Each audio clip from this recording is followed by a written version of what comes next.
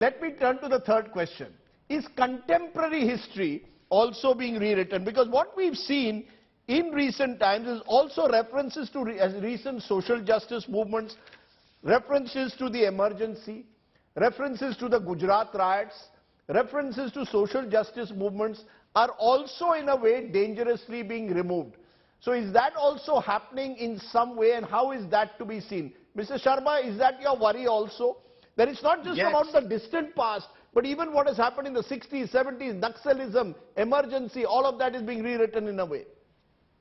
Yes, I agree that the contemporary history must also talk about emergency, must talk about Gujarat riots, must talk about, in political science, must talk about how a protest should be organized and how important it is in democratic way to put our views across, and all this must happen. On a lighter side, on another side is that the glory, the pride of the old Indian traditional culture, the Rajput valor, and all that must also be part of the curriculum in the Indian context.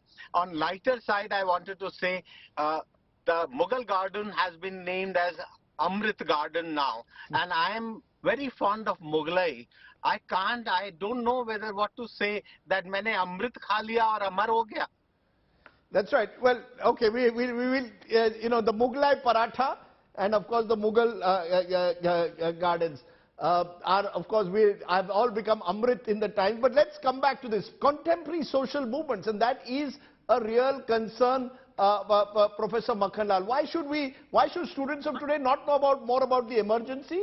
And they should also know more about the Chipko movement, and they should know about the Gujarat riots, or indeed the anti-Sikh riots of 1984. Let's tell people what happened. Why is this fear there that once I come to power, I will remove all the dark aspects of my past? I totally agree with you. As a historian, I would like to say that we should all know. But there are certain norms for pedagogy. What you would like to teach at what stage? In the history, there are three situations. One is called Sarvamanya, accepted by everybody, one and all, that this is all. One is Bahumanya, 90% of historians will agree on the issue, other is disputed. In pedagogy, normally you begin with first Sarvamanya, which is accepted by all, historical fact by all. Slowly, as the children grow up, you go for Bahuman. The debatable things are always kept to the last, not for class 3, 4, 5 or 8, not for impressible mind, number one. Number two, yes, emergency has to be taught. I escaped from being arrested is another matter, but I know what has gone on. It was a real assault on democracy, and if it has to survive, we must learn from lesson. Emergency has to be taught to learn the lesson. When we talk about Gujarat riot, we should not forget what had happened in Gujarat in last 130, 40 years.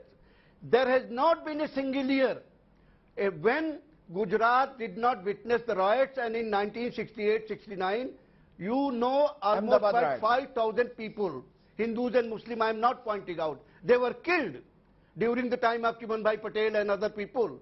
So why do you begin in 2002? That's where I have a resentment, that Gujarat riots history doesn't begin in 2002.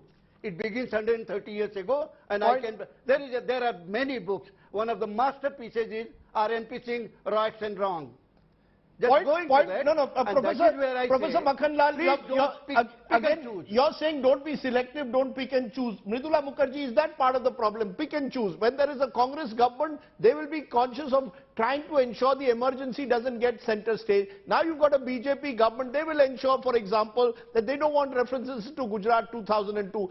Selective interpretation of history, this cherry picking is the problem.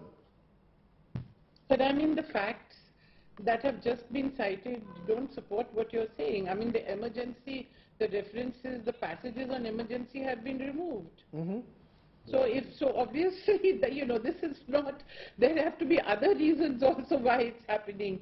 It's not, and by the way, let's at least remember that these books have been written by renowned, accepted scholars. I mean, the political science books, a known critic of the Congress, at that time at least, Yogendra Yadav was the head of the advisory board, Suhash Palsekar, one of our best political scientists. I mean, it cannot be that 10, 15 political scientists, 10, 15 historians, again 10, 15 sociologists, all of whom were involved in the writing of these present books. All of them were Congress lackeys when they wrote these books. I mean, this is not how scholars are. At least give us some dignity, some self-respect.